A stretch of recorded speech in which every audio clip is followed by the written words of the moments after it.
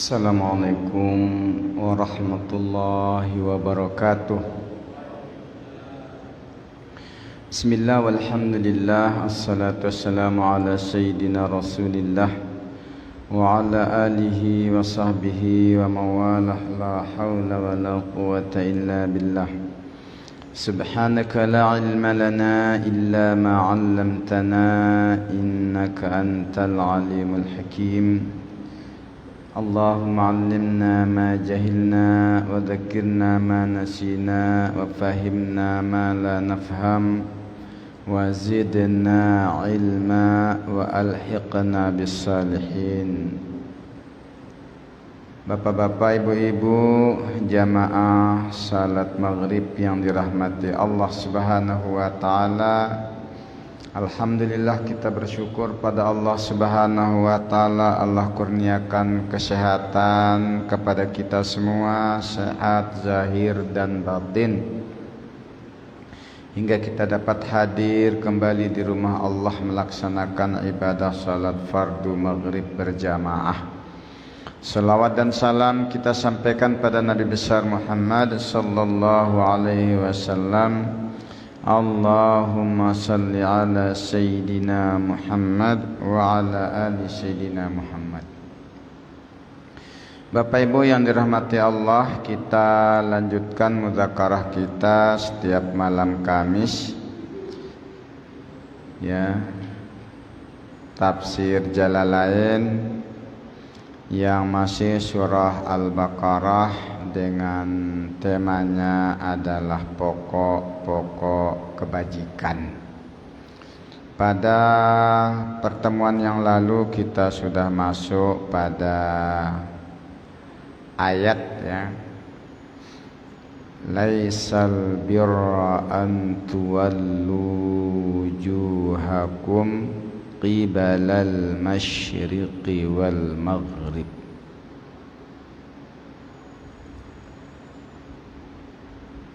Bukanlah kebajikan itu menghadapkan wajah aifis salah dalam salat qibalal masyriqi wal maghrib, menghadap ke arah timur dan barat. Walakinnal birra man amana billah, akan tetapi kebajikan itu adalah beriman kepada Allah.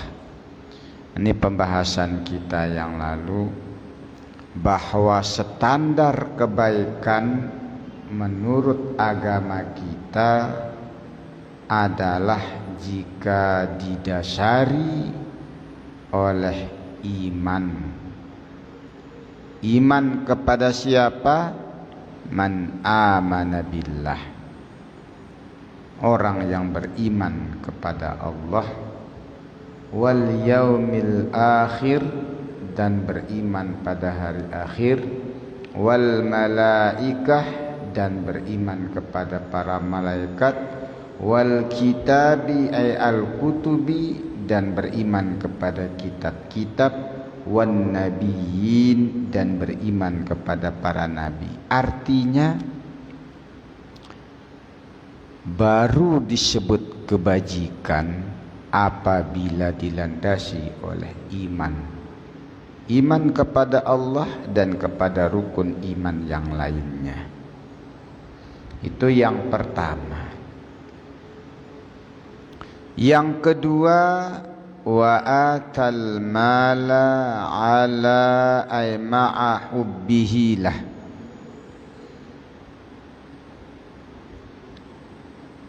memberikan harta yang dia cintai, harta yang dia sukai, kepada siapa? Zawil qurba ay al-qarabah, kepada keluarga dekat.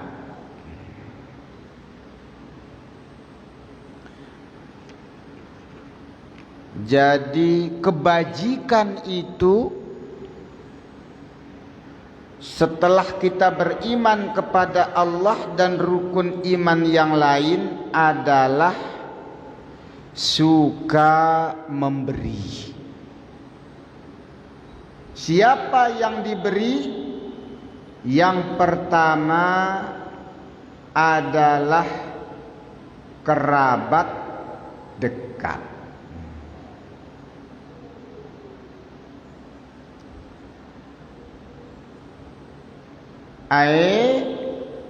Fa'i'ta'ul aqaribi muqaddamun. Memberi kerabat dekat itu lebih didahulukan. Ini ajaran agama kita. Utamakan. Adik, kakak, keponakan, sepupu, ipar. Kalau orang tua jangan disebut. Itu udah memang kewajiban kita. Ya. Jadi kalau ada lebih-lebih Pak Imam, ada saudara di kampung, kirimkanlah. Ada keponakan mungkin lagi kuliah di Stain, bantu. Itu nomor satu dulu. Kenapa itu didahulukan? Li'anna fihi qarbataini as-sadaqah wa silaturahim. Karena padanya ada kurbatin, ada dua kedekatan. Kalau nak ngasih ke kaum kerabat itu ada dua dapat kita. Satu dapat sedekah, dua dapat mempererat tali silaturahim, hubungan kekeluargaan kita. Tentu makin senang keluarga kita, makin dekat. Dapat dua. Selain kalau kepada orang ya dapat sedekah aja, tetapi hubungan kekerabatan kita agak renggang. Karena itu, ini didahulukan di dalam ayat ini. Aduh Pak, saya ini udah nggak ada ini. Udah pada ninggal semua. Siapa tahu? Udah nggak ada lah kerabat, keponakan tak ada, sesepupu tak ada, saudara mara tak ada. Siapa? Wal yatama. Kasih kepada anak yatim. Al fuqara minhum. Di sini dijelaskan gini, yang yatim itu yang dikasih ialah fuqaranya, yatim yang fakir. Kalau yatim yang kaya, dia nggak butuh dibantu. Memang ada umpama anak Pak Wali Kota, wali kota kaya. Anak gubernur umpama meninggal bapak. Al-fuqara minhum. Orang-orang yang fakir di antara yatim itu dulu kan.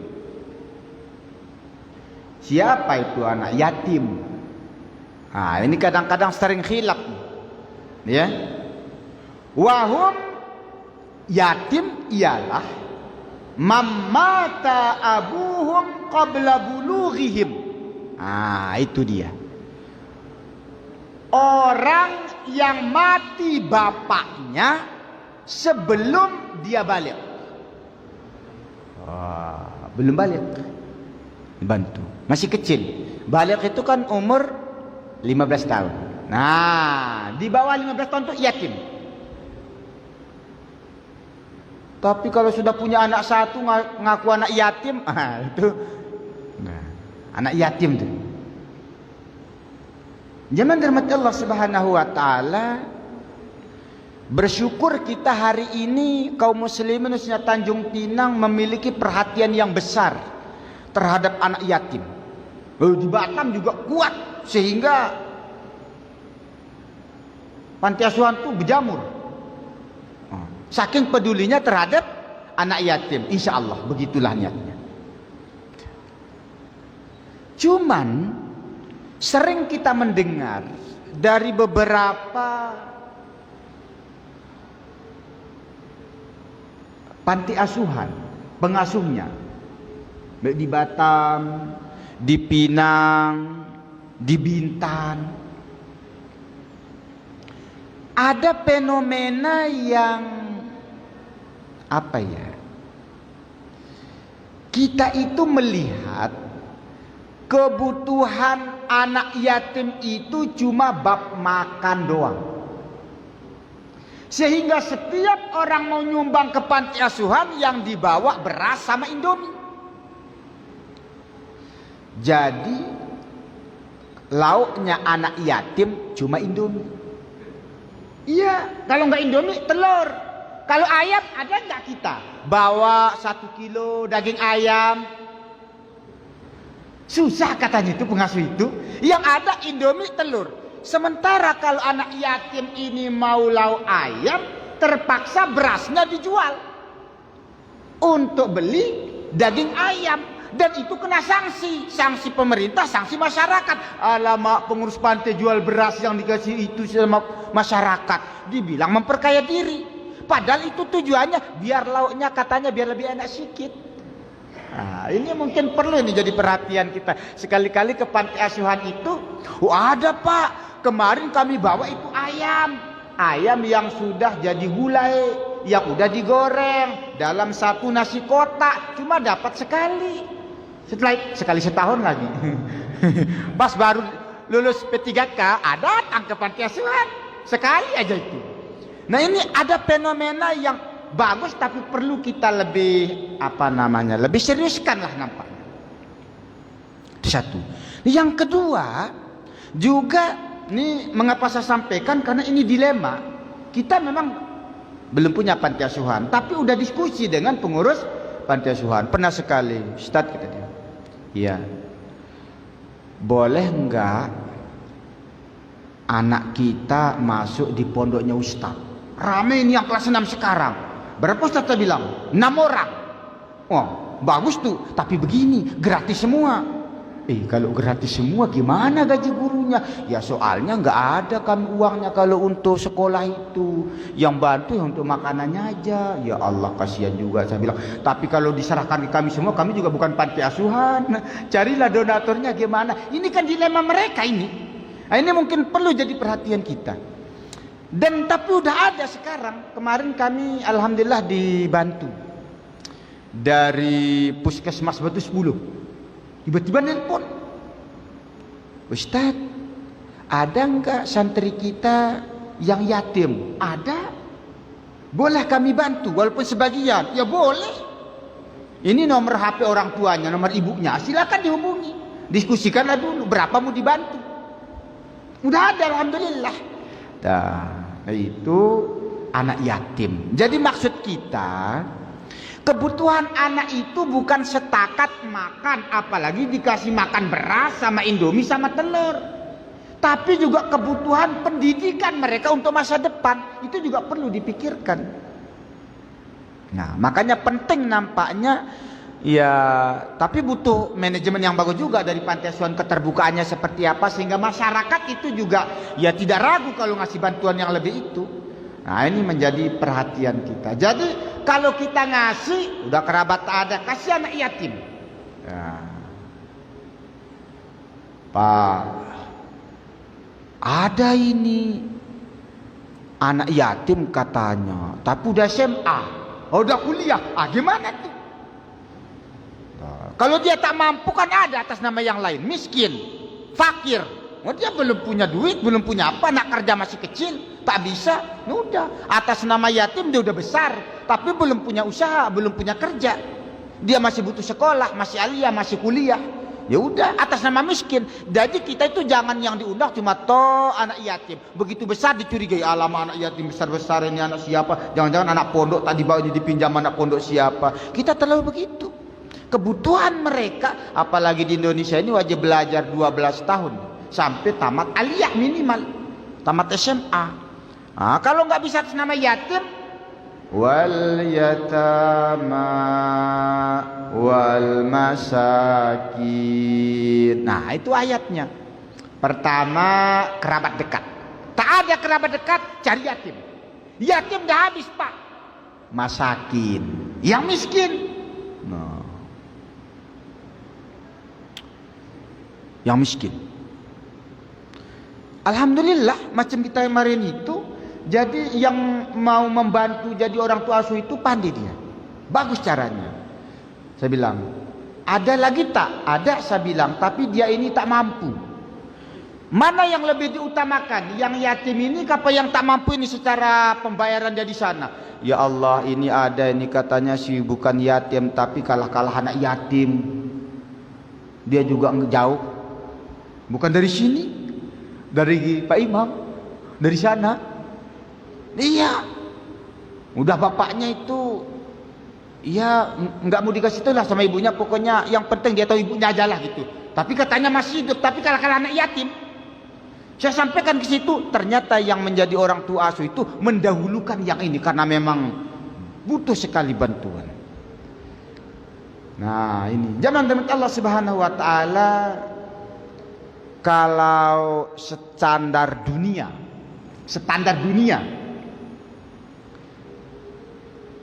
orang miskin itu katanya yang penghasilannya, orang bukara ialah orang yang tak punya penghasilan. Miskin punya penghasilan tapi tak memenuhi, tak mencukupi kebutuhannya. Dia punya kerjaan tapi gajinya itu tak cukup memenuhi kebutuhan untuk kontrak rumah atau dia kredit rumah, mau tak mau, untuk bayar anak dia sekolah, untuk kehidupan sehari, nggak cukup. Miskin. Secara dunia itu yang gajinya di bawah $10. Berapa itu? Yang $10 di bawah 3 juta. Kalau di Indonesia kan di bawah 3 juta. Nah, dianggap miskin. Itu zaman sekarang. Kalau zaman dulu enggak, orang miskin itu enggak cukup kebutuhan pokok. Sekarang dianggap HP kebutuhan pokok, motor kebutuhan pokok. Enggak bisa bilang, oh dia kaya pak, motornya ada. Kalau enggak ada motor, dia nak kerja bangunan, pakai apa? Jalan kaki tak bisa. Dianggap rumah, motor, HP itu sudah dianggap kebutuhan pokok untuk hari ini. Nah, kalau dulu memang enggak, tapi hari ini kalau enggak ada HP, ayolah. Siapa yang nyuruh kita kerja kalau enggak ada HP? Pak, bisa enggak kerja di sana? Enggak ada, pakai telepon dulu. Nah, jadi jangan kayak sekarang yang punya rumah kredit, motor kredit, HP kredit, itu kebutuhan pokok. Jadi miskin. Asal motornya jangan yang Mac yang agak besar-besar gitulah, yang sekedar ada aja. Benar, alhamdulillah kami kemarin ada yang makan, Ustaz, butuh motor tak? Butuh, tapi beli. Tapi berapa? 2.500.000. Ah boleh. 2,5 juta. Nggak bisa kan 2 juta? Udah 2,5 itu gimana lagi nih, lengkap ini. Oh alhamdulillah. Nah, ada. Nah, nggak usah mahal-mahal, 2,5 juta jadi. Pernah saya beli motor 1.250.000 di Tanjung Pinang. Oh, ada. Sekarang lebih mahal lagi, 2 kali lipat, tapi masih murah lah itu, 2,5 juta. Alhamdulillah. Jadi Bapak Ibu dirahmati Allah SWT, orang-orang model ini itu jangan-jangan banyak di kiri kanan rumah kita. Jangan-jangan banyak di perumahan kita. Ditengok-tengoklah sedikit. Karena orang model ini itu ada yang memang nanti di ayat di lanjutan berikutnya as-sailin. Langsung dia minta-minta macam tuh di Pinang Lestari itu minta-minta.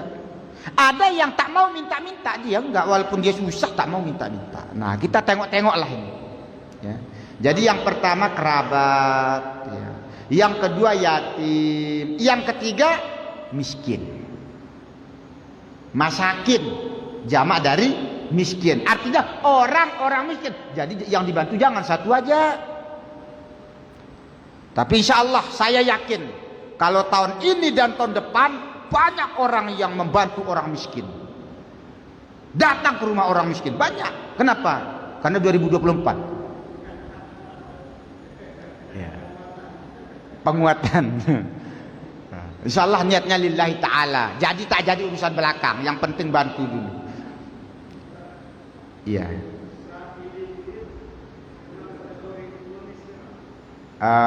Ya, oke, sebentar ya. Belum ayatnya ke sini. Nah, itulah kalau Pak Imam yang bertanya ya. Yang lain masih bingung, Pak Imam udah nanya. Ayatnya belum ke sana. Oke, ya. Kita lanjut kalau begitu. Wal yatama wal masakin wabnas sabil al musafir. Ibnu Sabil orang musafir. Kasih juga.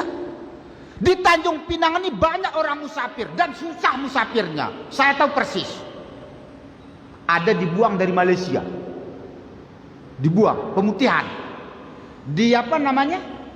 Karena kita paling dekat ke sini memang Tanjung Pinang. Itu dekat kantornya, dekat Kanwil tuh. Ditampung. Saya pernah. Jadi ternyata oleh pemerintah itu dibantu pengurusannya. Tapi tiket dari sini ke kampungnya tanggung jawab keluarga. Ya. Akhirnya ada yang kadang-kadang nyari tekong balik, mau tak mau. Ada yang telepon keluarga dulu. Tapi syukur dibantu, dijamin. Misalnya gini, nggak ada KTP-nya segala macam apa itu dibantu oleh pemerintah, diuruskan sampai bandar, sampai naik pesawat. Tapi tiketnya dari keluarga. Sementara dia ini dibuang dari Malaysia, tak bawa apa-apa. Kasih yang model-model gitu.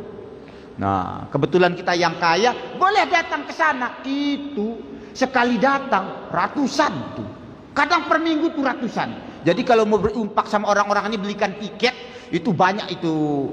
Banyak. Ya, minimal cari kampung kita lah. Ini kirim ke kampung gitu tiket. Kalau ada duit, kalau kan nggak ada ya apa boleh buat. Ini maksudnya musafir ini, dia musafir di sini, nggak mau betah di sini, mau cepat pulang, cuma belum ada tiket. Nah itu, nggak bantu. Maksud saya begini, gambaran kita musafir itu yang mana Pak gitu? Orang yang jalan, kalau lalu lalang di sini bukan musafir. Musafir itu dia perjalanan jauh tapi dia butuh bantuan, model gitu. Nah, kita bantu. Dan dia tidak akan minta-minta karena dia nggak berani kemana-mana dia. KTP aja nggak tahu, Tanjung Pinang juga baru nyampe. Itu pun karena dibuang, nggak mungkin dia keliling, nggak dikasih juga nanti. Kecuali ada keluarganya. Nah ini perlu bagi kita yang punya ini, kalau tahu informasi itu, boleh. Yang musafir banyak.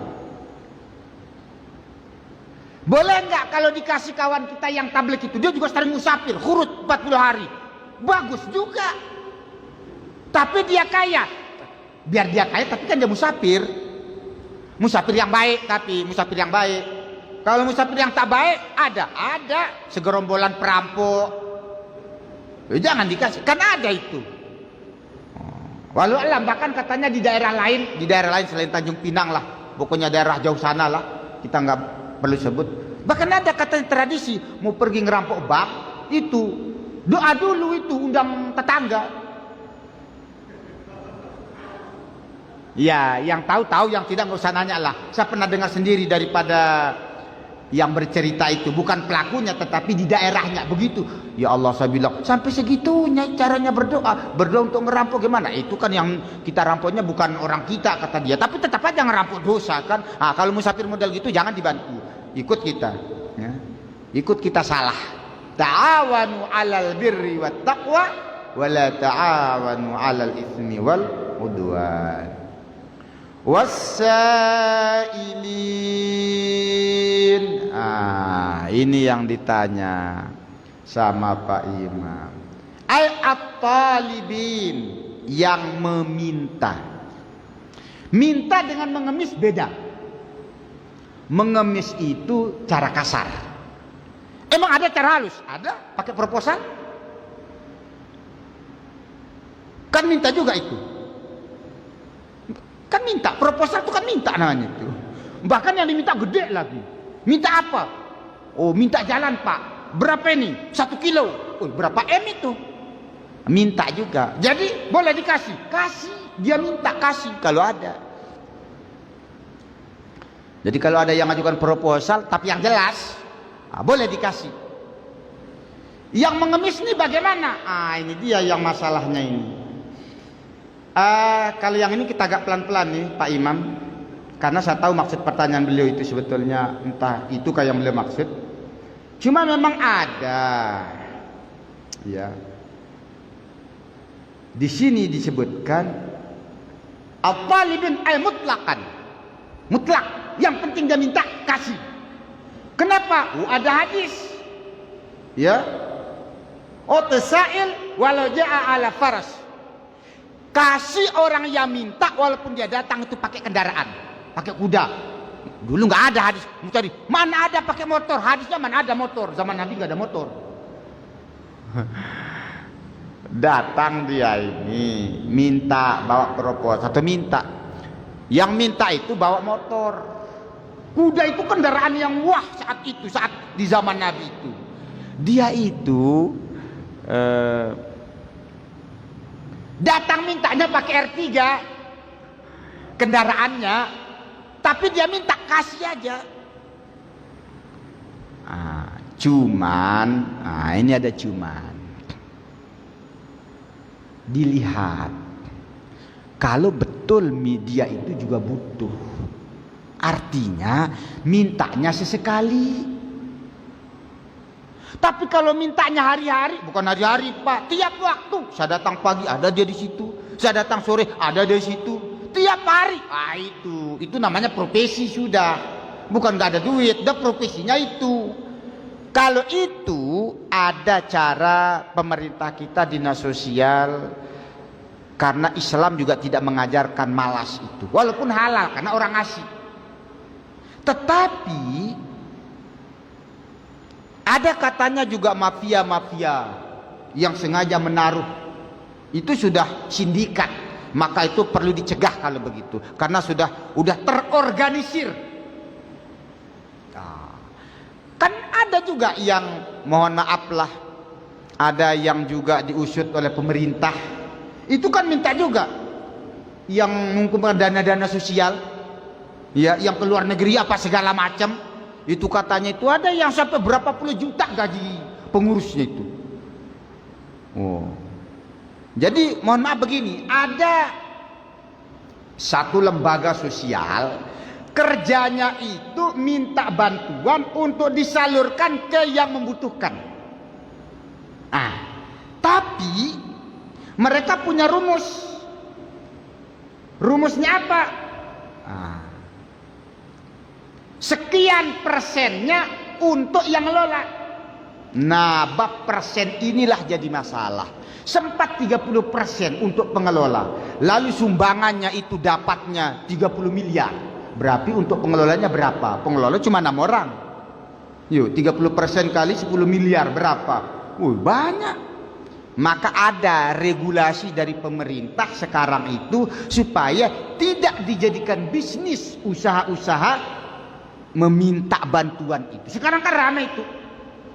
Tetapi bukan bermakna semuanya tak bagus. Kalaupun ada yang tak bagus, itu satu dia kasuistik. Jangan kita berarti setiap yang minta lembaga-lembaga sosial lazis apa segala macam bentuknya, jangan dicurigai dulu. Kita lihat, jangan betul itu. Maka satu sisi yang punya lembaga harus menunjukkan transparansinya. Nah, kita pemerintah juga masyarakat mendukung itu.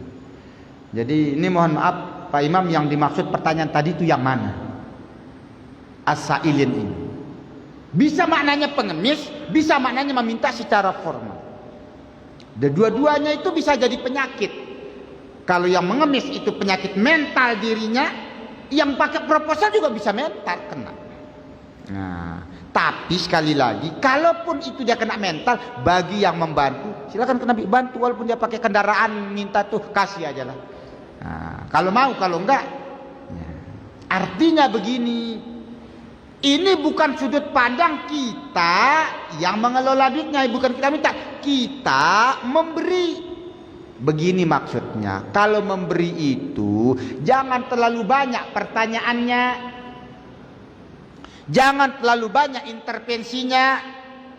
Saya kasih 1 juta ya, tapi harus pakai beli ini. Berimpak kok banyak kali peraturannya. Berimpak 1 juta, tapi harus untuk ini, harus ini, harus impak itu impak aja lah. Gitu. Beda dengan bantuan pemerintah yang memang mereka harus bertanggungjawabkan. Itu urusan mereka yang buat laporan itu yang kita minta. Tapi dari hati kita yang memberi, hilang keikhlasannya kalau ngatur malah. Apalagi ngaturnya sedikit, ngasihnya sedikit, ngaturnya banyak. Nah, itu. Jadi dari sisi kita berimpak, jangan terlalu banyak pertahanan. Kalau dia minta, kasihlah berapa mau kita. Kalau ragu ngasih banyak, kasih sedikit. Kalau ragu ngasih sedikit, kasih banyak. Nah, itu aja judulnya. Nah, itu Pak Imam ya. Atau ada yang ingin disampaikan?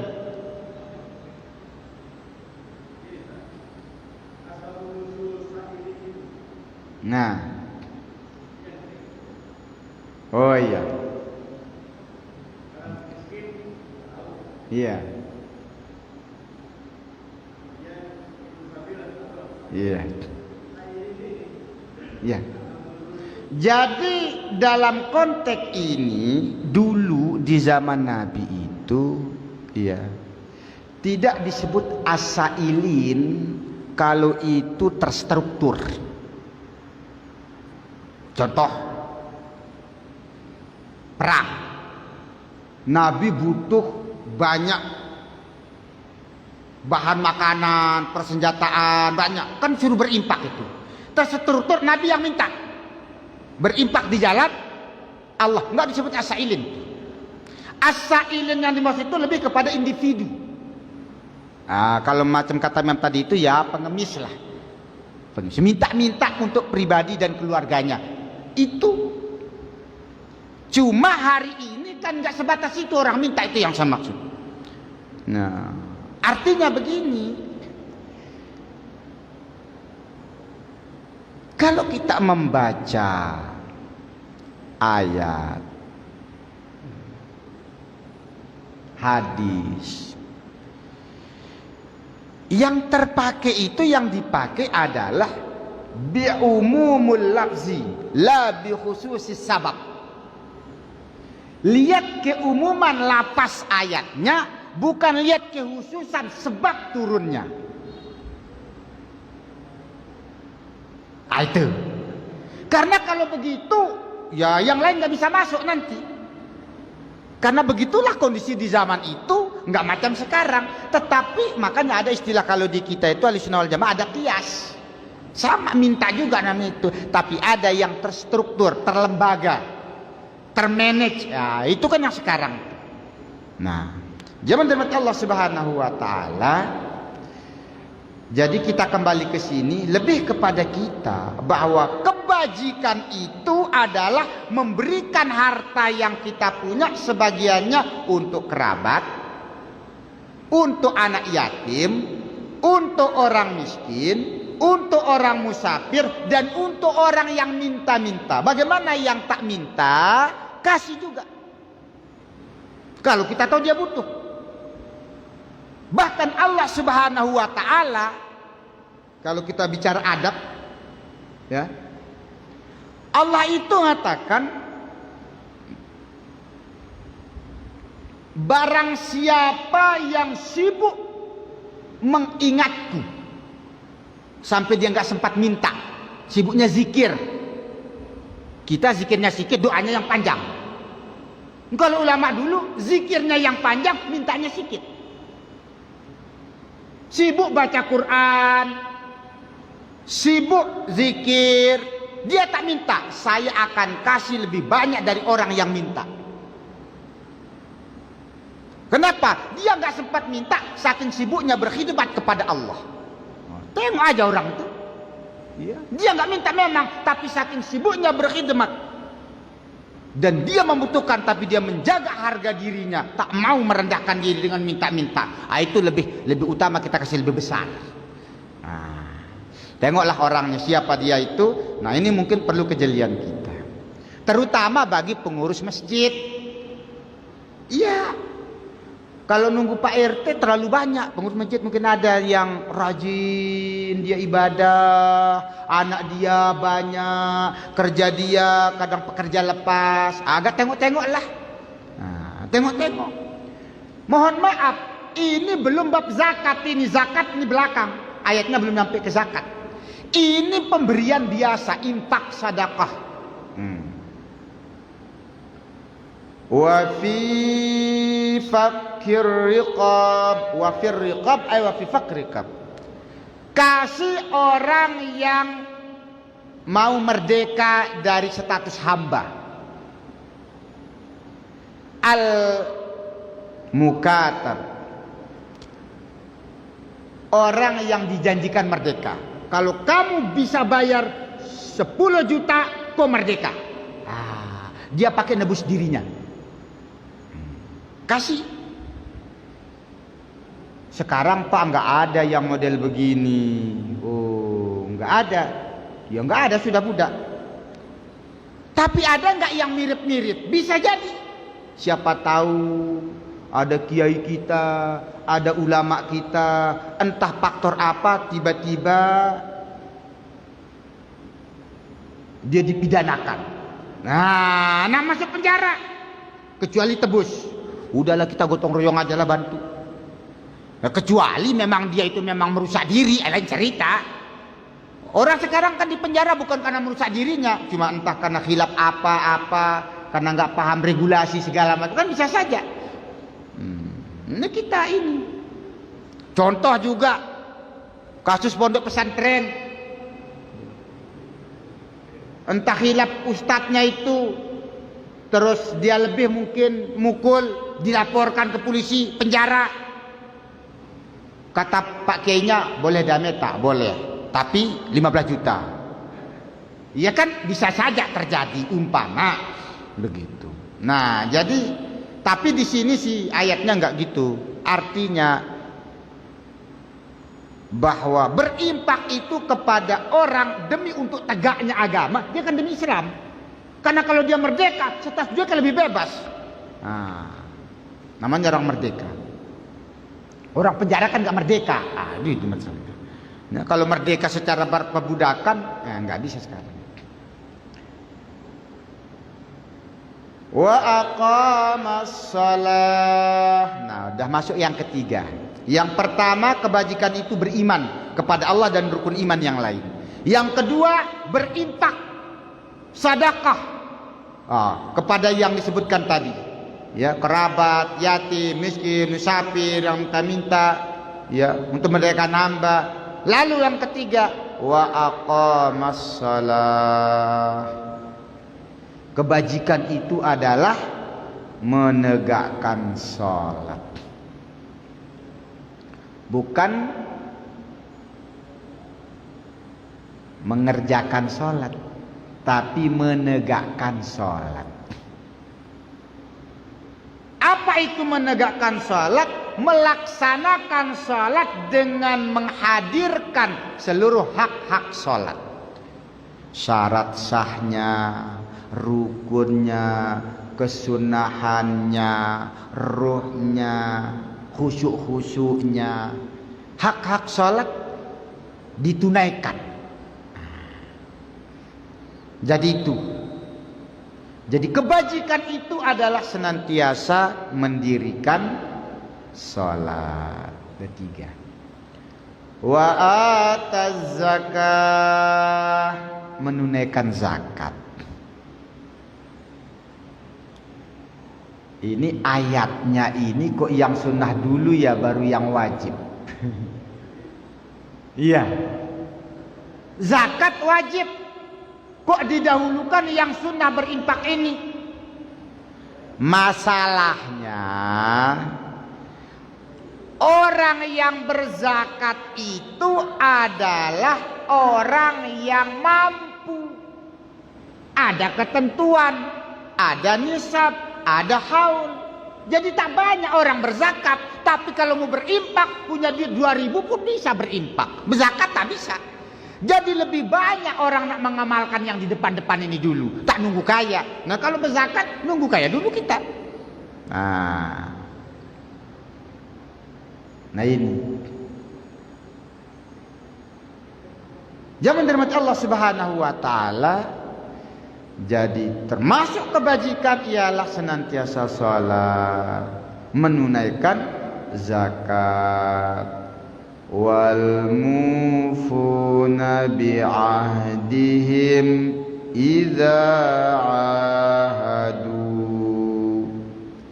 Dan termasuk kebajikan adalah menepati janji ketika ia berjanji.